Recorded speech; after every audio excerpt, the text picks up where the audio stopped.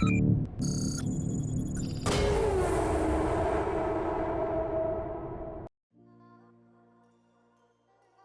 Friends, welcome back to my channel. അപ്പോൾ നമ്മൾ ഇന്ന് കാണാൻ പോകുന്നത് 2006 മോഡല് ഹുണ്ടായുടെ എലൻട്ര എന്നുള്ള വണ്ടിയാണ്. 2006 മോഡൽ ഹുണ്ടായി എലൻട്ര പെട്രോൾ ആയിട്ട് കിടക്കുന്നത്. ശരിക്കും ഈ വണ്ടി കാണാൻ പോകുമ്പോൾ നമ്മൾ കാണാൻ പോകുമ്പോൾ ആ വിളിച്ച ആൾ എൻ്റെ അടുത്ത് പറഞ്ഞത് 2006 മോഡൽ ഹുണ്ടായി എലൻട്ര 40,000 കിലോമീറ്റർ മാത്രമേ ഓടിയിട്ടുള്ളൂ എന്നാണ്. 40,000 കിലോമീറ്റർ ഓടിയ വണ്ടിയാണോ എന്ന് അറിയാൻ വേണ്ടിയിട്ട് അവിടെ പോയി കുറേ കാര്യങ്ങൾ ഞാൻ ഡീറ്റെയിൽ ആയിട്ട് നോക്കി. അപ്പോൾ അത്തരത്തിൽ ഞാൻ നോക്കിയ കാര്യങ്ങളും കൂടി നിങ്ങൾക്ക് പറഞ്ഞുതരാം.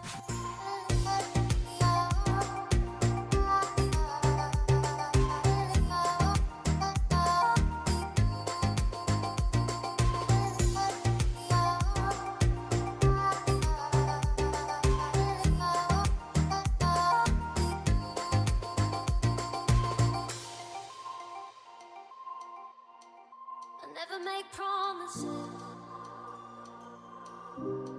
'cause I don't keep them. I never make promises, 'cause I don't keep them. 'Cause I don't keep them. 'Cause I don't keep them. 'Cause I don't.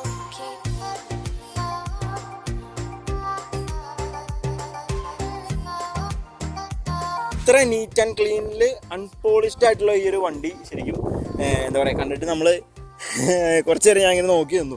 അതുപോലെ തന്നെ ഇത്ര ലോ കിലോമീറ്റർ ആണെന്ന് പറയുമ്പോൾ തന്നെ ഞാൻ കുറേ കാര്യങ്ങൾ ചെക്ക് ചെയ്ത് നോക്കിയായിരുന്നു. കാരണം ഇതിൻ്റെ ഹെഡ് ലാംപ്സ് ഒന്നും തന്നെ ഫെയ്ഡ് ആയിട്ടില്ല, എല്ലാം നല്ല നീറ്റ് ആൻഡ് ക്ലീൻ ആയിട്ടിരിക്കുന്നത്. എല്ലാം ആ ഒരു ഗ്യാപ്പ് ആണെങ്കിൽ പോലും ഈ ഒരു ബോണറ്റിൻ്റെ ഗ്യാപ്സ് കാര്യങ്ങളൊന്നും ആക്സിഡൻറ്റ് കാര്യങ്ങളൊന്നും സംഭവിച്ചിട്ടില്ല. മാത്രമല്ല ഈ ബോണറ്റിൻ്റെ എഡ്ജ് ശ്രദ്ധിക്കുന്നുണ്ടല്ലോ, ഈ എഡ്ജ് അടക്കം ആ ഒരു കമ്പനി വന്നപ്പോൾ ഉള്ള ആ ഒരു പെയിൻറ്റിങ് ഉണ്ടല്ലോ, ആ ക്വാളിറ്റി ഒട്ടും നഷ്ടപ്പെടാതെ തന്നെ ഉണ്ട്. അതുപോലെ തന്നെ ഈ ക്രോം ഫിനിഷ് ഒന്നും തന്നെ ഫെയ്ഡ് ആയിട്ടില്ല, ഒന്നിലും സ്ക്രാച്ചസോ കാര്യങ്ങളൊന്നുമില്ല. അതുപോലെ തന്നെ ഇതിൻ്റെ പിന്നെ ഞാൻ നോക്കിയത് മിക്ക എലൻട്ര ഡീസൽ കുറച്ച് വണ്ടികളൊക്കെ നമ്മൾ കാണാൻ വേണ്ടി പോയിട്ടുണ്ട്. അപ്പോൾ ഈ ഒരു ലാമ്പ് എപ്പോഴും, ഈ ഒരു ഫോഗ് ലാമ്പ് എപ്പോഴും ഫെയ്ഡായിട്ടോ അല്ലെങ്കിൽ വാട്ടർ ഡാമേജ് ഒക്കെ വന്നിട്ടിരിക്കും. കാരണം ഇതിങ്ങനെ ഫ്ലോർ ലെവലിൽ നിൽക്കുന്നുണ്ട്. അത്യാവശ്യം മഴയത്തൊക്കെ ഒരുപാട് ഓടിയ വണ്ടിയാണെങ്കിൽ ഇതിൻ്റെ ചുറ്റുമൊക്കെ നല്ല ചെളി ഉണ്ടാവും. മാത്രമല്ല ഇത് ഫെയ്ഡ് ആയിട്ടിരിക്കും. ഞാനിത് എടുത്തിട്ട് വന്നിട്ട് ഇത് വാഷ് ചെയ്യാനാട്ടോ ഈ വീഡിയോ ചെയ്യുന്നത്. ജസ്റ്റ് ഒന്ന് തുടച്ചിട്ടാണ് വീഡിയോ ചെയ്യുന്നത്. കാരണം അത്രയ്ക്ക് ബോഡി ക്വാളിറ്റിയും പെയിൻറ്റ് ക്വാളിറ്റിയും ഈ വണ്ടിക്കുണ്ട്. ലെസ് യൂസ്ഡ് വണ്ടി എന്ന് പറയുമ്പോൾ 40,000 കിലോമീറ്റർ മാത്രമേ ഓടിയിട്ടുള്ളൂ. അപ്പോൾ അതിൻ്റെ ആ ക്വാളിറ്റി വണ്ടി എല്ലാ ഭാഗത്തും എല്ലാ മുക്കിലും മൂലയിലും കാണാൻ പറ്റുന്നുണ്ട്. ഒരു ലൈറ്റുകൾ പോലും ഇതിനകത്ത് ഫെയ്ഡായിട്ട് കാര്യങ്ങളൊന്നുമില്ല. അപ്പോൾ ഈ ബോണറ്റിൻ്റെ ഒക്കെ വെയിറ്റ് ഉണ്ടല്ലോ, അത്യാവശ്യം നല്ല ഹെവി ആയിട്ടോ ബോണറ്റിൻ്റെ വെയിറ്റ് കാര്യങ്ങളൊക്കെ. ഇത് എൻജിൻ റൂം ഇതുവരെയും വണ്ടി വാങ്ങിയിട്ട് ഇത്ര നാളായിട്ട് ഇതുവരെയും വാഷ് ചെയ്തിട്ടില്ല. എൻജിൻ റൂം വാഷ് ചെയ്തിട്ടില്ല. ആ എൻജിൻ റൂമിൻ്റെ ആ പൊടി പിടിച്ചിട്ടുള്ള ആ ഒരു പൊടി അല്ലാണ്ട് ഇതൊക്കെ നമ്മൾ ജസ്റ്റ് വാഷ് ചെയ്യും കേട്ടോ. ഈ ഭാഗങ്ങളൊക്കെ വാഷ് ചെയ്യുമ്പോൾ ഉണ്ടല്ലേ, ഇതൊക്കെ ഒന്ന് ഡസ്റ്റ് ഒന്ന് പോയി കഴിഞ്ഞാൽ ഈ ഭാഗങ്ങളൊക്കെ പുതിയതുപോലെ ഇരിക്കുന്നത്. അല്ല ഈ പേസ്റ്റിങ് കാര്യങ്ങളിലൊന്നും ഡാമേജസോ ഒട്ടും ഒരു തരി പോലും റസ്റ്റിങ് ഈ വണ്ടിക്ക് വന്നിട്ടില്ല. ABSൻ്റെ യൂണിറ്റാണ് ഈ കാണുന്നത്. ഈ വണ്ടിക്ക് ഹൈഡ്രോളിക് പവർ സ്റ്റിയറിംഗ് ആണ് വരുന്നത്. ഹൈഡ്രോളിക് ഫ്ലൂയിഡാണിത്. ഹൈഡ്രോളിക്കിൻ്റെ പവർ സ്റ്റിയറിങ്ങിൻ്റെ പമ്പാണ് ഈ കാണുന്നത്. അതുപോലെ തന്നെ 4 സിലിണ്ടർ ഇൻലൈൻ വാട്ടർ കൂൾഡ് എഞ്ചിനാണ് ഈ ഒരു സാധനമായിട്ടില്ല. ഇതിൻ്റെ ഐഡിയൽ എയർ കൺട്രോളിംഗ് വാൽവാണ് ഈ കാണുന്നത്. ഇത് ശരിക്കും നമ്മുടെ ഗെറ്റ്സിനും ഹുണ്ടായി ആക്സെൻറ്റിനൊക്കെ വരുന്ന ആ ഒരു സിമ്പിൾ മെക്കാനിസം തന്നെയാണ് ഈ ഒരു സംഭവത്തിന് വരുന്നത്. ത്രോട്ടിൽ ബോഡി അതുപോലെ തന്നെ എയർ ഫിൽറ്റർ കാര്യങ്ങളെല്ലാം ബാറ്ററി 2019 ചേഞ്ച് ചെയ്തിട്ടുള്ള ബാറ്ററിയാണ്. അത്യാവശ്യം വലിയ റേഡിയേറ്ററും അതുപോലെ തന്നെ രണ്ട് വലിയ ഫാനാണ് കൊടുത്തിരിക്കുന്നത്, AC-ക്കും റേഡിയേറ്ററിൻ്റെ കൂളിങ്ങിന് വേണ്ടിയിട്ട്. ഈ എൻജിൻ റൂം നോക്കുകയാണെങ്കിൽ ഒരു ഭാഗത്തും റസ്റ്റോ കാര്യങ്ങളോ അനാവശ്യമായിട്ടുള്ള ഒന്നുമില്ല. ആ ഒരു ഇത്രയും ഈ 40,000 കിലോമീറ്റർ ട്രാവൽ ചെയ്തിട്ട് ഇത്രയും നാൾ പഴക്കമുള്ള ഈ ഒരു വണ്ടിയുടെ ജെന്യുവിൻ കണ്ടീഷനിൽ, അതായത് ഒട്ടും വാഷ് ചെയ്യാണ്ടും പോളിഷ് ചെയ്യാണ്ടും കാണിക്കുന്ന എന്താണെന്ന് വെച്ചിട്ടുണ്ടെങ്കിൽ ഈ ഒരു ക്വാളിറ്റി മെയിൻറ്റെയിൻ ചെയ്തിട്ടുള്ള വണ്ടി വളരെ റെയറായിട്ടാണ്. ഞാൻ എൻ്റെ ഫസ്റ്റ് ടൈം ഇത്രയും ലോ കിലോമീറ്റർ എലൻട്ര മുമ്പും കാണാൻ പോയിട്ടുണ്ട്. ഡീസൽ എലൻട്രയ്ക്ക് 1,00,000 കിലോമീറ്റർ 1,50,000 കിലോമീറ്റർ ഓടിയ വണ്ടിയൊക്കെ 90,000 രൂപ 1,00,000 രൂപ 1,10,000 1,20,000 ഒരുപാട് വണ്ടികൾ വാലുവേഷൻ ചെയ്യാനൊക്കെ പോയിട്ടുണ്ട്. ഒരു വണ്ടി മലപ്പുറത്ത് പോയിട്ട് 1,20,000 രൂപ വില പറഞ്ഞിട്ട് ആ വണ്ടി പോയി നോക്കിയപ്പോൾ അത് കമ്പനി സർവീസ് ഹിസ്റ്ററിയിൽ ഏകദേശം 1.5 ലക്ഷം കിലോമീറ്റർ ഓടിയിട്ടുണ്ടായിരുന്നു. പക്ഷേ വണ്ടി അറിഞ്ഞിട്ടില്ല. വണ്ടി ജസ്റ്റ് 80,000 കിലോമീറ്റർ ഒന്ന് ഓടിയിട്ടുള്ളൂ. പക്ഷേ കമ്പനി സർവീസിൽ കൃത്യമായിട്ട് 1.20 ഉണ്ടായിരുന്നു. അപ്പോൾ അതുകൊണ്ട് ഏകദേശം ഞാൻ 1.20 80 കൂടി കൂട്ടിയിട്ട് 2 ലക്ഷം രൂപ വരവ് വെച്ചു. 2 ലക്ഷം കിലോമീറ്റർ വരവ് വെച്ചു. അപ്പോൾ അത് എടുത്തില്ല. പക്ഷേ അങ്ങനെ അന്വേഷിച്ച് നടന്ന പിന്നെ ഞാൻ വിട്ടു കേസ്. പക്ഷേ അപ്രതീക്ഷിതമായി വന്നു ചാടിയതാണ്. വെറും 40,000 കിലോമീറ്റർ മാത്രം ഓടിയിട്ടുള്ള ഈ ഒരു കാറ്. ഇതിൻ്റെ എല്ലാ ഭാഗങ്ങളും അതുകൊണ്ട് തന്നെ ഞാൻ അരിച്ച് പറക്കി നോക്കിയായിരുന്നു. ഈ എൻജിൻ ബ്ലോക്കിലൊന്നും ഒട്ടും ഓയിൽ ലീക്സ് പോയിട്ട് ഒരു പൊടി പോലും പിടിച്ചിട്ടില്ല ഈ സാധനത്തിനകത്തൊന്നും. അത്രയ്ക്ക് ക്വാളിറ്റി മെയിൻറ്റെയിൻ ചെയ്തിട്ടുള്ള വണ്ടി കേട്ടോ. 1.8 ലിറ്റർ എഞ്ചിനാണ്. നല്ല പെർഫോമൻസ്, നല്ല പവറുള്ള എഞ്ചിനാണ്. 1.8 litre petrol, naturally aspirated petrol engine കേട്ടോ. ഈ എഞ്ചിൻ്റെ ഒരു പ്രത്യേകത എന്താ പറയുക, ഒരു കാരണവശാലും ഈ എഞ്ചിൻ്റെ ഡീസൽ എഞ്ചിൻ്റെ കാര്യമല്ല പറയുന്നത്, ഇത് പെട്രോൾ എഞ്ചിൻ ആയതുകൊണ്ട് ഈ പെട്രോൾ എഞ്ചിന് ഒരു കാരണവശാലും കംപ്ലയിൻറ്റ്സ് വരില്ല. 2 ലക്ഷം കിലോമീറ്റർ വരെയൊക്കെ നമുക്ക് ഇതിൻ്റെ കൂടി വന്നതിൻ്റെ കംപ്ലയിൻറ്റ് വരുന്ന സംഭവം പറയുമോ, ഇതിൻ്റെ സ്പാർക്ക് പ്ലഗുകൾ കംപ്ലയിൻറ്റ് വരാൻ ചാൻസ് ഉണ്ട്. അതുപോലെ തന്നെ ഈ കോഡ് വയർ എത്തരത്തിലെങ്കിലും ഡാമേജ് ആയിട്ട് ചെറിയ മിസ്ഫയറിങ് പോലത്തെ ഇഷ്യൂസ് വരാറുണ്ട്. അതുപോലെ ഇതിൻ്റെ ഇഗ്നീഷൻ കോയിൽ, ഈ ഇഗ്നീഷൻ കോയിലും റിപ്പയർ വരാൻ ചാൻസ് ഉണ്ട്. ഇതല്ലാണ്ട് എൻജിൻ സംബന്ധമായിട്ട് ബാക്കിയുള്ള റിപ്പയേഴ്സ് കാര്യങ്ങളൊന്നും വരില്ല. പിന്നുള്ളൊരു പ്രധാനമായിട്ടുള്ളൊരു കംപ്ലയിൻറ്റ് ഈ വണ്ടിക്ക് കാണുന്നത് പെട്രോൾ എഞ്ചിനിൽ കാണുന്നത്. കാരണം ഇതിൻ്റെ കംപ്ലയിൻറ്റ്സ് ഞാൻ പറയുമ്പോൾ ഈ ഒരു വണ്ടിയിൽ ഒരുപാട് എക്സ്പീരിയൻസ് വെച്ചിട്ടല്ല പറയുന്നത്. ഈ ഒരു വണ്ടിയിൽ ഇത്രയാണ് കംപ്ലയിൻറ്റ് വരാൻ ചാൻസസ് ഉള്ളൂ. കാരണം അത്ര ഹെവി ആയിട്ടുള്ള എഞ്ചിനാണ്. ഒരു കാരണവശാലും ഒരു ക്വാളിറ്റിയിൽ കോംപ്രമൈസ് ചെയ്യാത്തൊരു വണ്ടി തന്നെയാണ്. ഇൻ്റർനാഷണൽ ലെവലിൽ നമുക്ക് ഇന്ത്യയിൽ മാത്രമല്ല സൗദിയിൽ പോയി കണ്ടാലും ദുബായിൽ പോയി കണ്ടാലും ഹുണ്ടായി എലൻട്ര ഇതേ ഷേപ്പ്, ഇതേ ക്വാളിറ്റി, ഇതേ ഫീച്ചേഴ്സ് ഇതേപോലെ തന്നെ ഇരിക്കും കാണാനായിട്ട്. അപ്പോൾ മാത്രമല്ല 2-3 ലക്ഷം കിലോമീറ്റർ ഓടിയ വണ്ടികളൊക്കെ പുല്ല് പോലെ ഓടി കിടക്കുന്നുണ്ട് കേട്ടോ. പിന്നെ ഈ എയർ കൺട്രോളിങ് വാൽവ് ഉണ്ടല്ലോ, ഈ IAC കൺസോൾ എന്ന് പറയുന്നത് കേട്ടോ, ഈ സംഭവം പൊട്ടിയിട്ട് RPM റൈസായിട്ട് നിൽക്കുന്ന ഇഷ്യൂ, അത് മിക്ക സാൻഡ്രോ യൂസേഴ്സിനും ഗെറ്റ്സ് യൂസേഴ്സിനും ആക്സെൻ്റ് യൂസേഴ്സിനും ഉണ്ടാകുന്ന ഇഷ്യൂ ആണ്. പിന്നെ ഇതൊക്കെ ഒരു തൽക്കാലത്തേക്ക് ഇത് മാറാനായിട്ട് ഏകദേശം 7,000 രൂപയോളം കോസ്റ്റ് വരുന്നുണ്ട്. അതുകൊണ്ട് തന്നെ ഇത് നമ്മൾ MC വെച്ച് അടച്ചിട്ട് യൂസ് ചെയ്യാറുണ്ട്. ഈ വണ്ടി എടുത്തിട്ട് വന്നിട്ട് നമ്മൾ ആദ്യം ചെയ്ത പരിപാടി എന്താ പറയുക, ഇതിൻ്റെ ഈ ഒരു പവർ സ്റ്റിയറിങ്ങിൻ്റെ ഫ്ലൂയിഡ് ഫുള്ളായിട്ട് റിലീസ് ചെയ്ത് വിട്ടു. ഇതിൻ്റെ ക്ലച്ചിൻ്റെ ഫ്ലൂയിഡ് ഫുള്ളായിട്ട് റിലീസ് ചെയ്ത് വിട്ടു. ബ്രേക്ക് ഫ്ലൂയിഡും ഫുള്ളായിട്ട് റിലീസ് ചെയ്ത് വിട്ടു. ഇത്രയും ഫ്ലൂയിഡുകൾ മുഴുവനായിട്ട് അഴിച്ച് ഫുള്ള് പൈപ്പും ക്ലീൻ ചെയ്ത് റീപ്ലേസ് ചെയ്തു. കാരണം ഇത്രയും പഴക്കമുള്ളതുകൊണ്ട് തന്നെ ഫ്ലൂയിഡുകളൊക്കെ ചിലപ്പോൾ ദ്രവിച്ചിട്ടുണ്ടാവാം, അല്ലെങ്കിൽ അതിനകത്ത് ഒരുപാട് ഡസ്റ്റോ കാര്യങ്ങളോ, അല്ലെങ്കിൽ ഡസ്റ്റ് എന്ന് പറയുന്നുണ്ടെങ്കിൽ ഈ ഒരു റബ്ബറിൻ്റെ ഉള്ളിൽ കൂടെയാണുള്ളത് വർക്ക് ചെയ്യുന്നത്. അപ്പോൾ അത്തരത്തിൽ എന്തെങ്കിലും എന്താ പറയുക ഇമ്പ്യൂരിറ്റീസ് അതിനകത്ത് കയറിയിട്ടുണ്ടെങ്കിൽ ഇതൊക്കെ പിന്നീട് നമ്മളിപ്പോൾ ഉപയോഗിക്കുന്നുണ്ട് അല്ലെങ്കിൽ നമ്മളൊരാൾക്ക് കൊടുത്തു കഴിയുമ്പോൾ അവർക്ക് എന്തെങ്കിലും കംപ്ലയിൻറ്റ് ഉണ്ടാവാൻ ചാൻസ് ഉണ്ട്. അപ്പോൾ അത്തരത്തിലുള്ള ഫ്ലൂയിഡുകളൊക്കെ നമ്മൾ റീപ്ലേസ് ചെയ്തു. എഞ്ചിൻ ഓയിൽ റീപ്ലേസ് ചെയ്തു, ഓയിൽ ഫിൽറ്റർ, എയർ ഫിൽറ്റർ കാര്യങ്ങളൊക്കെ റീപ്ലേസ് ചെയ്തു. ഈ സാധനങ്ങളൊക്കെ എല്ലാ സാധനങ്ങളും അവൈലബിൾ ആയിരുന്നു. റെയറായിട്ട് വണ്ടി യൂസ് ചെയ്യുന്ന ആൾക്കാർ, അല്ലെങ്കിൽ ഒരു സൺഡേസിൽ മാത്രം യൂസ് ചെയ്യുന്ന ആൾക്കാർ, അല്ലെങ്കിൽ ട്രാവൽ ചെയ്യുന്ന ഡിസ്റ്റൻസ് ഒരു നിയറസ്റ്റ് ട്രാവൽ ചെയ്യുന്ന ആൾക്കാർക്കൊക്കെ, ലോങ് ഡ്രൈവിന് യൂസ് ചെയ്യുന്ന ആൾക്കാർക്കൊക്കെ ഒട്ടും മെയിൻ്റനൻസ് കോസ്റ്റ് ഇല്ലാണ്ട് ഏറ്റവും കംഫർട്ടിൽ ഡ്രൈവ് ചെയ്യാനായിട്ട് ഏറ്റവും ലോ കോസ്റ്റിലൊരു വണ്ടി എടുക്കാൻ ആഗ്രഹിക്കുന്നത് തീർച്ചയായിട്ടും നിങ്ങൾക്ക് ഇത് ചൂസ് ചെയ്യാം. പിന്നെ ഞാൻ പ്രധാനമായിട്ട് നോക്കിയത് ഈ വണ്ടിയുടെ ബ്രേക്കിൻ്റെ ഒരു കണ്ടീഷനാണ്. അതായത് ഒരുപാട് കിലോമീറ്റർ ഓടിയ വണ്ടിയാണെങ്കിൽ അതിൻ്റെ ബ്രേക്കിൻ്റെ ഈ ഒരു ഡിസ്ക് ഉണ്ടല്ലോ, ഈ ഡിസ്കിലുള്ള സ്ക്രാച്ചസ്, ഈ ഡിസ്കിൻ്റെ എഡ്ജും ഈ ഡിസ്കിൻ്റെ സെൻറ്ററും തമ്മിലുള്ള ആ ഒരു ലെവൽ വ്യത്യാസമുണ്ടാകും. മാത്രമല്ല സ്ക്രാച്ചസ് വന്നിട്ടുണ്ടാകും, ബ്രേക്ക് പാഡ്സ് ചേഞ്ച് ചെയ്തിട്ടുണ്ടാകും. ഇത് ഒന്നും ചേഞ്ച് ചെയ്തിട്ടില്ല. ടയേഴ്സ് അധികം ഓടാത്തതുകൊണ്ട് തന്നെ കംപ്ലൈൻ്റ് ആയിട്ട് ഷേപ്പ് ഔട്ടായിട്ട് അവർ 2016 റീപ്ലേസ് ചെയ്തിട്ടുള്ള ഗുഡിയറിൻ്റെ ടയേഴ്സാണ് ഇപ്പോൾ കിടക്കുന്നത്. കാരണം 4 ടയേഴ്സും ഫ്രഷ് പുതിയ ടയേഴ്സ് തന്നെ കിടക്കുന്നത്. ഒരു ഭാഗത്തും സ്ക്രാച്ചസോ കാര്യങ്ങളൊന്നുമില്ല. ആകെ 1-2 കുഞ്ഞ് സ്ക്രാച്ച് ഉണ്ടത്. ഇവിടെ ഒരു മൈന്യൂട്ടായിട്ടുള്ള ഇവിടെ ഒരു ചെറിയൊരു സ്ക്രാച്ചുണ്ട്. മാത്രമല്ല സങ്കടകരമായിട്ട് തോന്നി. കാരണം ഇത്രയും നല്ലൊരു വണ്ടി കാണാൻ പോയിട്ട് അതിനകത്ത് സങ്കടകരമായിട്ട് തോന്നിയ കാര്യം എന്താ പറയുക, എവിടെയും ഒരു കുഴപ്പമില്ല, ഈ ഒരു ഭാഗത്ത് മാത്രം ചെറിയൊരു സ്ക്രാച്ച് ഉണ്ട്. ഇതേതോ മതിലെന്തോ പോയി അറിഞ്ഞാന്ന് തോന്നുന്നുണ്ട്. ആ ഒരു ചെറിയ സ്ക്രാച്ച് മാത്രമാണ് എനിക്ക് കണ്ടിട്ടൊരു സങ്കടം തോന്നിയ കാര്യം. മാത്രമല്ല ബാക്കി എല്ലാ ഭാഗവും അണ്ടർ ബോഡി ആണെങ്കിലും വണ്ടിയുടെ ഓവറോൾ ബോഡി കണ്ടീഷൻ ആണെങ്കിലും ആ ഒരു ക്വാളിറ്റി ഉണ്ട്. ശരിക്കും പറഞ്ഞാൽ ഈ ഒരു വണ്ടി ഡ്രൈവ് ചെയ്യുമ്പോഴുള്ള ഫീൽ എങ്ങനെയാണെന്ന് അറിയോ, ഫസ്റ്റ് മൈലേജിൻ്റെ കാര്യം പറയാം. മൈലേജ് 14 കിലോമീറ്ററാണ് ARI മൈലേജ് പറയുന്നത്. നമുക്ക് കിട്ടുന്ന മൈലേജ് ഏകദേശം, ഞാനിത് പാലക്കാട് വരെ ഡ്രൈവ് ചെയ്തു, അവിടെ നിന്ന് തിരിച്ചു വന്നു. അപ്പോൾ എനിക്ക് കിട്ടിയ മൈലേജ് 11-12 കിലോമീറ്ററാണ് മൈലേജ് കിട്ടിയത്. ശരിക്കും ഇത് CNG ഫിറ്റ് ചെയ്യുമ്പോൾ, CNGയിലേക്ക് കൺവേർട്ട് ചെയ്യുകയാണെങ്കിൽ അന്വേഷിച്ചായിരുന്നു, ഏകദേശം 55,000 രൂപയോളം CNG ഫിറ്റ്മെൻറ്റ് ചെയ്യാനായിട്ട് നമുക്ക് കോസ്റ്റ് വരുന്നുണ്ട്. സീക്വൻഷ്യൽ കിറ്റ് ഏറ്റവും കൂടിയ കിറ്റ്. അതുപോലെ തന്നെ CNGയിലാകുമ്പോൾ കുറച്ചും കൂടിയും ഫ്യൂൽ എഫിഷ്യൻസി നമുക്ക് കിട്ടും. നമുക്ക് ഏകദേശം 100 രൂപ ചിലവാക്കി വണ്ടി ഡ്രൈവ് ചെയ്യുകയാണെങ്കിൽ 100 രൂപയ്ക്ക് നമുക്ക് 30 കിലോമീറ്റർ ട്രാവൽ ചെയ്യാൻ പറ്റുന്നതാണ് CNG ഫിറ്റിങ്ങിന് ചോദിച്ചപ്പോൾ അവർ അവകാശപ്പെടുന്നത്. കാരണം CNGയുടെ 100 രൂപയ്ക്ക് എത്ര ക്വാണ്ടിറ്റി CNG കിട്ടും ആ ഒരു ക്വാണ്ടിറ്റി CNGയിൽ നമുക്ക് 30 കിലോമീറ്ററോളം CNG ഫിറ്റ് ചെയ്യുകയാണെങ്കിൽ ട്രാവൽ ചെയ്യാൻ പറ്റും. അപ്പോൾ ഈ വണ്ടിയുടെ ബാക്കി ഭാഗങ്ങളിലേക്ക് കിടക്കാം. ബോഡി എല്ലാ ഭാഗത്തും ഒരേപോലെ എന്ന് വെച്ചിട്ടുണ്ടെങ്കിൽ ഒട്ടും ഫ്ലീറ്റ്സോ കാര്യങ്ങളോ ഡീപ്പായിട്ട് നോക്കുമ്പോൾ പോലും ഒരു ഫ്ലീറ്റ്സോ കാര്യങ്ങളോ ഡോറിലോ വണ്ടിയുടെ ബോഡിയിൽ എവിടെയും കാണാനില്ല. നല്ല നീറ്റ് ആൻഡ് ക്ലീൻ ആയിട്ട് തന്നെ മെയിൻറ്റെയിൻ ചെയ്തിട്ടുണ്ട്. വെയിലത്ത് ഒരുപാട് നാൾ വെയിലത്ത് ഇട്ടിട്ടൊന്നുമില്ല, കാരണം കാർ പോർച്ചിൽ മൂടി പോസിറ്റേക്കായിരുന്നു. ഈ റബ്ബർ ബീഡിങ് ഉണ്ടല്ലോ, ഈ റബ്ബർ ബീഡിങ്ങിൻ്റെ ക്വാളിറ്റി അത് ക്ലോസപ്പ് ഞാൻ കാണിച്ചില്ല. റബ്ബർ ബീഡിങ് വരെ ആ റബ്ബറിൻ്റെ ആ ഒരു ഒട്ടും ഹാർഡ് ആവാണ്ട് നല്ല എല്ലാ ഭാഗത്തും റബ്ബറൊക്കെ നല്ല പെർഫെക്റ്റ് ആയിട്ട് തന്നെ പുത്തൻ വണ്ടി നമ്മൾ നോക്കുമ്പോൾ എങ്ങനെയാണ് എൻ്റെ റബ്ബർ ബീഡിങ് ഉണ്ടാവുക ആ ഒരു ക്വാളിറ്റി. ഒരുപാട് വെയിലത്ത് കിടന്ന വണ്ടിയാണെങ്കിൽ റബ്ബർ ബീഡിങ്ങൊക്കെ നമ്മൾ ചെക്ക് ചെയ്യുമ്പോൾ ഒരു പൊടിഞ്ഞ പോലെ ഒരു വിണ്ട പോലെയൊക്കെ നമുക്ക് ഫീൽ ചെയ്യാറുണ്ട്. ഇതൊക്കെ ആ റബ്ബറിൻ്റെ ആ പെർഫെക്ഷനിൽ തന്നെ നിൽക്കുന്നുണ്ട്. കുറച്ച് പൊടി പിടിച്ചിട്ടുണ്ടെന്നുള്ളൂ. മാത്രമല്ല എല്ലാ ഭാഗവും വെച്ചിട്ടുണ്ടെങ്കിൽ ഇതിൻ്റെ ഈ ഒരു സീറ്റ്സ് ആണെങ്കിൽ പോലും ഒന്നും ഇരുന്ന് മുഷിഞ്ഞിട്ടോ ഒന്നുമില്ല. ഇത് പ്യുവർലി ലെതർ സീറ്റാണ് കേട്ടോ ഈ വണ്ടിക്ക് വരുന്നത്. ഈ ലെതർ സീറ്റ് കാലപ്പഴക്കം കൊണ്ട് ലെതർ സീറ്റിന് കുറച്ച് വിള്ളൽ കാര്യങ്ങളൊക്കെ വന്നിട്ടുണ്ട്. ഈ 2 സീറ്റാണ് മേജറായിട്ട് ഈ വണ്ടിക്ക് യൂസ് ചെയ്തിട്ടുള്ളത്. ഡ്രൈവർ സീറ്റും കോ ഡ്രൈവർ സീറ്റും. ബാക്ക് സീറ്റൊന്നും ആരും ഇരുന്ന് യൂസ് ചെയ്തിട്ടൊന്നുമില്ല. ഇൻറ്റീരിയറിൻ്റെ കാര്യം പറയുകയാണെങ്കിൽ ഡാഷ്ബോർഡ് ഫസ്റ്റ് ഞാൻ ശ്രദ്ധിച്ചായിരുന്നു. ഡാഷ്ബോർഡ് ഈ AC വെൻറ്റുകൾക്കുള്ളിൽ പോലും ഒട്ടും ഡസ്റ്റോ കാര്യങ്ങളൊന്നും കയറിയിട്ടില്ല. അതുപോലെ തന്നെ ഈ ഒരു ഡാഷ്ബോർഡിൻ്റെ ക്വാളിറ്റി ഉണ്ടല്ലേ, ഡീപ്പായിട്ട് നോക്കുമ്പോൾ നിങ്ങൾക്ക് മനസ്സിലാവും ക്യാമറയിൽ. കാരണം ഈ ഡാഷ്ബോർഡൊക്കെ നല്ല ആ ഒരു ഫ്രഷ്നെസ് പോകാണ്ട് പുത്തം പോലെ തന്നെ ഉണ്ട്. പയറിൻ്റെ നല്ലൊരു quality music system, climate control, automatic climate control, AC perfect working ആണ്. അതുപോലെ തന്നെ ഈ ഡോറിലുള്ള ലൈറ്റ്സ് അടക്കം ഒരു സിസ്റ്റംസും ഇതിനകത്ത് ഡാമേജ് ആയിട്ട് ഒരു കാര്യങ്ങളുമില്ല. ഹൈ ക്വാളിറ്റി മ്യൂസിക് സിസ്റ്റമാണ് ഈ വണ്ടിക്കുള്ളത്.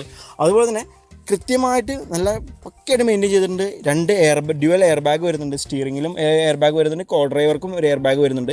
സീറ്റിംഗ് പൊസിഷൻ അതുപോലെ തന്നെ ഡ്രൈവിങ്ങിൻ്റെ ഒരു കംഫർട്ട് ഉണ്ടല്ലോ. ബോഡി റോളിംഗ് എന്നുള്ള ഒരു സംഭവം നമുക്ക് ഡ്രൈവ് ചെയ്യുമ്പോൾ, നമ്മൾ നല്ല സ്പീഡിൽ ഡ്രൈവ് ചെയ്യുമ്പോൾ, കോർണർ ചെയ്യുമ്പോൾ, നമ്മൾ നല്ലൊരു കെർവ് വളച്ചെടുക്കുമ്പോൾ ബോഡി റോളിംഗ് എന്നുള്ളൊരു ഫീൽ ഉണ്ടല്ലോ, അതെന്താണെന്ന് ഈ വണ്ടി ഓടിക്കുന്ന ഡ്രൈവർക്ക് നമ്മൾ പറഞ്ഞു കൊടുക്കണം. ഇതായിരുന്നു ഇങ്ങനെ ഉള്ളൊരു ഫീലാണ് ബോഡി റോളിംഗ്. ഒട്ടും തന്നെ ബോഡി റോളിംഗ് ഇല്ല. സസ്പെൻഷൻ്റെ കാര്യം പറയുകയാണെങ്കിൽ പ്രത്യേകിച്ച് എടുത്ത് പറയാനുള്ളത് 4 ഇൻഡിവിജ്വൽ സസ്പെൻഷൻസ് ആണ്. 4 ഡിസ്ക് ബ്രേക്ക് വിത്ത് 4 ഇൻഡിവിജ്വൽ സസ്പെൻഷൻ. അത് ആയതുകൊണ്ട് തന്നെ എന്താ ഗുണമെന്ന് വെച്ചിട്ടുണ്ടെങ്കിൽ ഒട്ടും നമ്മൾ എത്ര ഹാർഡായിട്ടുള്ള റോഡിൽ ഡ്രൈവ് ചെയ്യുകയാണെങ്കിലും ഒട്ടും ജർക്കിങ് സൗണ്ടോ വണ്ടിക്ക് ഷെയ്ക്കോ ഒരു കുഴി ആടി കഴിയുമ്പോൾ ഉള്ളൊരു എഫക്റ്റോ, നമ്മൾ നല്ല സ്പീഡിൽ ഒരു 100 കിലോമീറ്റർ സ്പീഡിലൊക്കെ ഡ്രൈവ് ചെയ്യുകയാണെങ്കിൽ റിഫ്ലക്ടർ പിടിപ്പിച്ചിട്ടുണ്ടാവും. ഈ റിഫ്ലക്ടറിലൊക്കെ ഞാൻ കയറ്റി നോക്കിയായിരുന്നു കേട്ടോ. കാരണം അത് അറിയാൻ വേണ്ടിയിട്ട്, സൗണ്ട് അറിയാൻ വേണ്ടിയിട്ട് റിഫ്ലക്ടറിൽ കയറ്റി 100 കിലോമീറ്റർ സ്പീഡിൽ ഡ്രൈവ് ചെയ്യുമ്പോൾ റിഫ്ലക്ടറിൽ കണ്ടിന്യൂസ് കയറ്റിയിട്ട് പോലും ഉള്ളിലേക്ക് ഒരു അനക്കോ സൗണ്ടോ ഒന്നും ഉണ്ടായിട്ടില്ല. കാരണം അത്രയ്ക്കും സ്ട്രോങ് ബോഡിയാണ്. ഈ ബോഡിയിൽ നമ്മൾ ഇടിക്കുമ്പോണ്ടല്ലോ നോയ്സ് നിങ്ങൾക്ക് കേട്ട് എന്താ മനസ്സിലാകും. ഹെവി ബോഡിയാണ് അതിൻ്റെ. അത്യാവശ്യം നല്ല ബോഡി വെയിറ്റ് ഉണ്ട്. ഏകദേശം 1500 to 1800 കിലോയുടെ അടുത്ത് ബോഡി വെയിറ്റ് വരുന്നുണ്ട്. ഈ ടെയിൽ ലാംപ്സ് പോലും ഒട്ടും സ്ക്രാച്ചസോ കാര്യങ്ങളോ ഒന്നുമില്ല.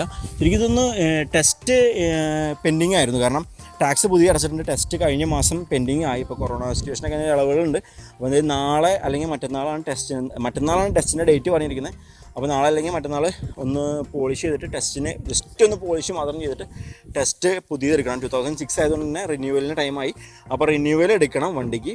ബാക്കി എല്ലാ ഭാഗങ്ങളും വണ്ടിക്ക് ഒരു സ്ക്രാച്ച് പോലും ഇല്ലാത്ത നല്ല അടിപൊളി വണ്ടിയാണ് നമുക്ക് കിട്ടിയത്. അപ്പോൾ ആ ഈ സ്പീഡിൽ പോയിട്ട് നമ്മൾ ഒരു ടേണിയൊക്കെ വളച്ചെടുക്കുമ്പോഴല്ലോ, ഒരിക്കലും ഇത് 100 കിലോമീറ്റർ സ്പീഡിൽ നമ്മൾ ഡ്രൈവ് ചെയ്യുമ്പോൾ 100 കിലോമീറ്റർ സ്പീഡിലാണ് നമ്മൾ പോകുന്നതെന്നുള്ള ഫീല് നമുക്ക് വരില്ല. ഡ്രൈവർക്കൊരു 60 70 ഒക്കെ പോകുമ്പോഴുള്ള ആ ഒരു സ്മൂത്ത്നെസ് ആയിരിക്കും ഉള്ളിലിരിക്കുന്ന ആൾക്ക്. പക്ഷെ വണ്ടി പോകുന്നത് 100 110 120 ആയിരിക്കും. പക്ഷെ അത്ര സ്പീഡിൽ പോയി ടേൺ ചെയ്തെടുക്കുമ്പോഴും ഈ ട്രാക്ഷൻ കൺട്രോൾ ഉള്ളതുകൊണ്ട് തന്നെ ഇൻ കേസ് വണ്ടി സ്കിഡായി പോവുകയാണെങ്കിൽ തന്നെ കറക്റ്റായിട്ട് പോകാനുള്ള ട്രാക്ഷൻ കൺട്രോൾ ചെയ്യാനുള്ള സിസ്റ്റംസ് അടക്കം ഈ വണ്ടിയിലുള്ളതുകൊണ്ട് തന്നെ അത് ആ ഒരു ഫാസ്റ്റ് ഡ്രൈവിങ്ങിലും നമുക്ക് സേഫ്റ്റി അഷ്വർ ചെയ്യുന്നുണ്ട്. ബൂട്ട് സ്പേസ് ഉണ്ടല്ലേ, ഇത് ഇത്രയും വലിയൊരു ബൂട്ട് സ്പേസ് ഉള്ളത്. ഞാൻ എന്താണെന്ന് അറിയോ, ഇത് CNG ആഡ് ചെയ്യാമെന്ന് തീരുമാനിച്ച സമയത്ത് 2 ടാങ്ക്, അതായത് ഒരു ടാങ്ക് ഇത്രയും പോർഷനിലേക്ക് ഒരു ടാങ്കും ഇത്രയും പോർഷനിലേക്ക് വേറൊരു ടാങ്കും വെച്ച് കഴിഞ്ഞാൽ 2 ടാങ്ക് കണക്ട് ചെയ്തിട്ടുണ്ടെങ്കിൽ അത്യാവശ്യം നല്ല എമൗണ്ട് CNG സിംഗിൾ ഡ്രൈവിലേക്ക് വേണ്ടിയിട്ട് നമുക്ക് ഫില്ല് ചെയ്യാൻ പറ്റും.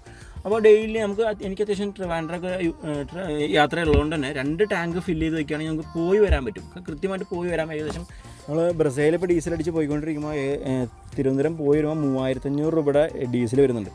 അപ്പോൾ മൈലേജ് ഒരു 19 കിലോമീറ്ററാണ് ബ്രിസയ്ക്ക് കിട്ടുന്നത്. അപ്പോൾ അതിനെ കമ്പയർ ചെയ്ത് നോക്കുമ്പോൾ ഇതിൻ്റെ CNGയിൽ ഇവർ പറയുന്ന ആ ഒരു മൈലേജ് കിട്ടുവാണെങ്കിൽ നമുക്ക് ശരിക്കും ഒരു 1800 രൂപയുടെ CNG ഉണ്ടെങ്കിൽ ട്രിവാൻഡ്രം പോയി വരാൻ പറ്റും.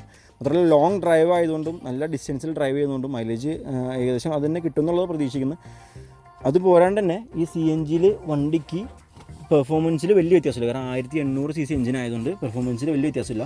ഈ കിടക്കുന്ന ടയർ 2006 വന്ന ആ ടയറാണ്. എന്ന് വെച്ചിട്ടുണ്ടെങ്കിൽ 2006 വണ്ടി വന്നപ്പോൾ ഉള്ള ആ ടയറാണ്. ഇതിനകത്ത് ഡേറ്റ് ഉണ്ട്, 9th വീക്ക് ഒരു 2006 മാനുഫാക്ചർ ചെയ്ത ടയറാണ് ഈ കിടക്കുന്നത്. അന്ന് ഈ വണ്ടിക്ക് വന്നത് MRFൻ്റെ ZV2K എന്നുള്ള ഈ ഒരു മോഡൽ ടയറായിരുന്നു. ഇതിൻ്റെ ബൂട്ട് ഫ്ലോർ ഉണ്ടായിരുന്നു. ബൂട്ട് ഫ്ലോറൊന്നും ഒട്ടും റസ്റ്റോ കാര്യങ്ങളൊന്നുമില്ല. എല്ലാം ആ പുതിയ വണ്ടി 2015-16 വണ്ടി നോക്കാൻ പോകുമ്പോൾ ഈ ഒരു നീറ്റ്നെസ് ആയിട്ട് ഉണ്ടാവാറുള്ളൂ മിക്ക വണ്ടികൾക്കും. ചിലതിലൊക്കെ ബൂട്ടിൽ മഴയത്തെ കിടന്ന വണ്ടിയാണെങ്കിൽ ഈ ബൂട്ട് ഫ്ലോറിലൊക്കെ വെള്ളം ഇറങ്ങിയിട്ട് ഈ ബൂട്ട് ഫ്ലോറിലൊക്കെ റസ്റ്റ് വരെ കാണാറുണ്ട്. പക്ഷേ അത്തരത്തിലൊന്നും ഈ വണ്ടിക്ക് സംഭവിച്ചിട്ടില്ല. ഈ ഒരു മെറ്റീരിയലാണ് അപ്പോൾസറി ആണെങ്കിൽ പോലും ആ ഒട്ടും യൂസ് ചെയ്തിട്ടില്ല. ഇതൊന്നും തുറന്ന് യൂസ് ചെയ്തിട്ടില്ല. എപ്പോഴോ എന്തോ വൈക്കോൽ എന്തോ കൊണ്ടുപോയിട്ട് അതിൻ്റെ ചെറിയൊരു ഇതല്ലാണ്ട് ഒട്ടും യൂസ് ചെയ്തിട്ടില്ല ഈ ബൂട്ട് ഫ്ലോറൊന്നും. അതുപോലെ തന്നെ ഈ ബൂട്ട് ഡോർ തുറക്കുമ്പോൾ നോയ്സ് പ്രൊട്ടക്ഷൻ നല്ലോണം കിട്ടും. എന്ന് വെച്ചിട്ടുണ്ടെങ്കിൽ അത്രയ്ക്ക് ഇൻസുലേറ്റഡ് ആണ്. ഈ ബൂട്ട് ഡോറിൻ്റെ അടിഭാഗത്ത് നിങ്ങൾ നോക്കിയാൽ മനസ്സിലാവും. ഇത് ഉണ്ടല്ലേ ഈ ഒരു മെറ്റീരിയൽ വെച്ച് ഫുൾ കവർ ചെയ്തേക്കുക. അതുകൊണ്ട് തന്നെ ഒട്ടും സൗണ്ട് കാര്യങ്ങൾ ബൂട്ട് സ്പേസിൽ നമുക്ക് ഈ എന്തെങ്കിലും ലഗേജ് കയറ്റി വെച്ചാൽ പോലും എന്തെങ്കിലും സൗണ്ട് ഉണ്ടായാൽ പോലും ഒട്ടും സൗണ്ട് നമുക്ക് ഉള്ളിലേക്ക് കിട്ടില്ല. അത്രയ്ക്കും ഇൻസുലേറ്റഡ് ആണ്. നമ്മൾ ഓണാക്കി തന്നെ ക്ലസ്റ്ററിലെല്ലാം ABS, traction control off on ആക്കാനുള്ള സ്വിച്ച് ഇവിടെ ഉണ്ട്. ക്വിക്ക് സ്റ്റാർട്ടാണോ, ഡിലേ ഒന്നുമില്ല, ക്വിക്ക് സ്റ്റാർട്ടായി. വണ്ടി ജസ്റ്റ് നമ്മൾ ത്രോട്ടിൽ കൊടുക്കുമ്പോൾ തന്നെ ആക്സിലറേഷൻ ഒന്ന് പ്രസ് ചെയ്യുമ്പോൾ തന്നെ 4000-5000 RPM വരുന്നുണ്ട് കേട്ടോ. അതിന് RPM കട്ടായിട്ട് ആ ഒരു സൗണ്ട് ഉണ്ടല്ലോ, അതൊക്കെ നല്ല ക്ലിയർ ആയിട്ട് എഞ്ചിൻ്റെ നോയ്സൊക്കെ നല്ല പെർഫെക്റ്റ് ആയിട്ട് കിട്ടുന്നുണ്ട്. ജസ്റ്റ് നമ്മൾ first gear 60 kilometre speed, second gear 80 kilometre speed, third gear ഇട്ടുണ്ടെങ്കിൽ 100 വെക്കും. പക്ഷെ ബലേനോ നമ്മൾ കഴിഞ്ഞ ദിവസം ട്രിവാൻഡ്രത്ത് ബലേനോ ഡെലിവറി കൊടുക്കാൻ പോയിരുന്നു കേട്ടോ. ഫസ്റ്റ് ഗിയറിൽ സ്പീഡ് കറക്റ്റ് 60, സെക്കൻഡ് ഗിയറിൽ 100, തേർഡ് ഗിയറിൽ 120. അതാണ് ആ ബലേനോ, മാരുതി സുസുക്കി ബലേനോ 1.6 പഴയ മോഡൽ 2006 മോഡൽ വണ്ടിക്ക് സ്പീഡ് കയറിയ കയറ്റമാണ്. എൻ്റെ കണ്ണുകളിപ്പോയി. അതെന്ന് വെച്ചിട്ടുണ്ടെങ്കിൽ നമ്മുടെ ഒരു സബ്സ്ക്രൈബർ ആണ്, പുള്ളി ജിത്തു എന്നാണ് പേര് കേട്ടോ. അപ്പോൾ ആളെനിക്ക് സെക്കൻഡ് ഗിയറിൽ ഇങ്ങനെ 100 കിലോമീറ്ററിൽ കയറി എന്ന് പറഞ്ഞിട്ട് ആളെനിക്ക് വീഡിയോ ഇട്ട് തന്നായിരുന്നു. അപ്പോൾ അത് കണ്ടിട്ട് നമ്മളൊന്ന് ട്രൈ ചെയ്ത് നോക്കിയതാണ്. ശരിക്കും ഫസ്റ്റ്, സെക്കൻഡ്, തേർഡ്, മൂന്നാമത്തെ ഗിയറിൽ വണ്ടി 120 കിലോമീറ്റർ സ്പീഡിലാണ് വന്നത്. ഇതും അത്യാവശ്യം മോശമൊന്നുമല്ല, നല്ല പക്ഷെ അതിനേക്കാളും കംഫർട്ടുണ്ട് കേട്ടോ ഡ്രൈവ് ചെയ്യാൻ. ഒരു അനക്കം ഇത്രയും ഹാർഡായിട്ടുള്ള റോഡിൽ ട്രാവൽ ചെയ്യുമ്പോൾ ഒരു അനക്കം ബോഡി പാർട്സിൽ നിന്ന് വരുന്നുണ്ടോ നോക്കി. ബോഡി പാർട്സ് എന്ന് പറയില്ല, നമുക്ക് ഇത്രയും ഈ ടയർ അത്രയും ചാടുന്നുണ്ട് കേട്ടോ. അപ്പോൾ നല്ല സ്പീഡിലാണ് പോകുന്നത്, ന്യൂട്രലാണ് വണ്ടി ഇട്ടേക്കുന്നത്. കാരണം മാക്സിമം ചാട്ടം അറിയാൻ വേണ്ടിയിട്ട് നല്ല കംഫർട്ടാണോ. ഇത്രയും ചാടിയാണ് വണ്ടി പോകുന്നത് എന്നുള്ള ഒരു ഫീൽ തന്നെ ഒട്ടുമില്ല. നമ്മൾ റോഡിലേക്ക് ഇറങ്ങിയിട്ടില്ല. അതുകൊണ്ടുണ്ടോ കയ്യിൽ ഫോൺ പിടിച്ചിട്ട് സംസാരിക്കുന്നത്, കാരണം മൈക്ക് നമ്മുടെ സ്റ്റക്കായി പോയി. ഫ്രണ്ടിൽ നമുക്ക് ഡ്രൈവ് ചെയ്തുകൊണ്ടിരിക്കുമ്പോൾ ഒരിക്കലും വണ്ടിയുടെ നീളം നല്ല കൂടുതലായതുകൊണ്ട് ഫ്രണ്ടിലേക്കും ബാക്കിലേക്കുള്ള നീളം നമുക്ക് അറിയില്ല. നമ്മൾ ടേൺ ചെയ്യുമ്പോൾ അല്ലെങ്കിൽ ഏതെങ്കിലും കട്ടിങ്ങിൽ ടേൺ ചെയ്തെടുക്കുമ്പോൾ നമ്മൾ നീളം കൃത്യമായിട്ട് നോക്കണം. കാരണം അത് നോക്കാത്തതുകൊണ്ടായിരിക്കും ആ ബമ്പറിലൊരു സ്ക്രാച്ച് വന്നത്. കാരണം എനിക്ക് ഒരു പ്രാവശ്യം ടേൺ ചെയ്തപ്പോഴും ആ ഒരു കുറച്ച് ഡിഫിക്കൽട്ടായിട്ട് തോന്നിയായിരുന്നു. ബാക്കി എല്ലാം നമ്മൾ ഭയങ്കര സില്ലിയാണ് ഡ്രൈവ് ചെയ്യാനായിട്ട്, നല്ല സ്മൂത്താണ്. വലിയ കാർ ഓടിക്കുന്ന ഫീൽ ഉണ്ട് കേട്ടോ. ശരിക്കും വലിയ കാർ ഓടിക്കുമ്പോൾ സില്ലി ആയിട്ടല്ല ഫീൽ ചെയ്യുന്നത്, വലിയ കാർ ഓടിക്കുന്ന ആ ഒരു ഫീൽ തന്നെ ഉണ്ട് വണ്ടിക്ക്. സ്റ്റിയറിങ്ങിൻ്റെ ഭാഗത്തുനിന്നോ സസ്പെൻഷൻ്റെ ഭാഗത്തുനിന്നോ അബ്നോർമലായിട്ട് ആക്സിലിൻ്റെ ഭാഗത്തുനിന്നോ എവിടെ നിന്നും ഒരു നോയ്സും ഇല്ല. പിന്നെ ഇതിൻ്റെ CNGയുടെ ഒരു ഫിറ്റിങ്ങിൻ്റെ കാര്യം പറഞ്ഞില്ല. ശരിക്കും ആക്സിലറേറ്റർ പെഡൽ സെൻസറാണ് ഇപ്പോൾ ഉള്ള മിക്ക പെട്രോൾ വണ്ടികൾക്കും ഡീസൽ വണ്ടികൾക്കും വരുന്നത്. ഇതിൻ്റെയൊക്കെ കേബിൾ സിസ്റ്റം വരുന്നത്. പിന്നെ സാൻഡ്രോയിലും ഹ്യുണ്ടായി ആക്സെൻറ്റിലൊക്കെ ഉള്ള പോലെ തന്നെ സിമ്പിൾ ത്രോട്ടിൽ ബോഡി സിസ്റ്റമാണ്. ഒരുപാട് സെൻസറോ കാര്യങ്ങളൊന്നും ഈ വണ്ടിക്ക് ഇല്ല. നമുക്ക് ഫൈൻഡ് ചെയ്യാൻ പറ്റുന്ന കംപ്ലൈൻറ്റ് ഏത് സ്കാനറിലും ഫൈൻഡ് ചെയ്യാൻ പറ്റുന്ന ചെറിയ സെൻസർ സിസ്റ്റംസ് മാത്രമാണ് ഈ വണ്ടിക്കുള്ളത്. CNG എടുത്ത് ചെയ്യാൻ ആഗ്രഹിക്കുന്ന ആൾക്കാർക്ക് തീർച്ചയായിട്ടും ഈ ഹോണ്ട സിറ്റി പോലത്തെ വണ്ടികൾക്കും അല്ലെങ്കിൽ ഈ എലൻട്ര പോലുള്ള വണ്ടികൾ, CC കൂടിയ വണ്ടികൾ, അതായത് ഉണ്ടായി ഇപ്പോൾ ഹോണ്ട അക്കോഡിൽ CNG കയറ്റിയിട്ടുള്ള ഒരുപാട് ആൾക്കാരുണ്ട്. അവർക്ക് കുറച്ച് ഇഷ്യൂസും ഫയറിങ്ങിൻ്റെ ഇഷ്യൂസൊക്കെ പറയാറുണ്ട്. അക്കോഡിൽ അറിയാമല്ലോ, കമ്പാരിറ്റീവ്ലി വണ്ടിക്ക് സെൻസേഴ്സ് കാര്യങ്ങൾ കൂടുതലാണ്. അപ്പോൾ അതൊക്കെ പെട്രോളിൽ തന്നെ യൂസ് ചെയ്യുന്നതായിരിക്കും അതിൻ്റെ ഒരു ഭംഗി. ലാൻസറിലൊക്കെ CNG നല്ല സക്സസ് ആയിട്ട് തന്നെ വർക്ക് ചെയ്യുന്നുണ്ട്. അപ്പോൾ CNG കയറ്റി യൂസ് ചെയ്യുകയാണെങ്കിൽ അപ്പോൾ ഇതിനകത്ത് CNG കയറ്റാനുള്ള പ്ലാനിലുണ്ട്. അതിന് മുമ്പ് ഈ വണ്ടി സെയിലായില്ല എന്നുണ്ടെങ്കിൽ എന്തായാലും നാളെ കഴിഞ്ഞ് മറ്റന്നാൾ ഇതിൻ്റെ ടെസ്റ്റ് വർക്കും കൂടി എടുത്ത് 5 വർഷത്തേക്ക് പുതിയ റിന്യൂവൽ എടുത്തതിന് ശേഷം CNG കയറ്റുവാണെങ്കിൽ ഇതിനകത്ത് CNGയുടെ ഫിറ്റ് ചെയ്യുന്ന വീഡിയോയും അതിൻ്റെ മൈലേജും അതിൻ്റെ ഡീറ്റെയിൽസും കാര്യങ്ങളും കൂടി ഡീറ്റെയിൽ ആയിട്ട് നമ്മൾ ചാനലിൽ ആഡ് ചെയ്യുന്നുണ്ട്. അപ്പോൾ വീഡിയോ എല്ലാവർക്കും ഇഷ്ടമായി എന്ന് വിചാരിക്കുന്നു. മറ്റൊരു വീഡിയോയുമായി കാണുന്നതുവരെ ബൈ. 'Cause I don't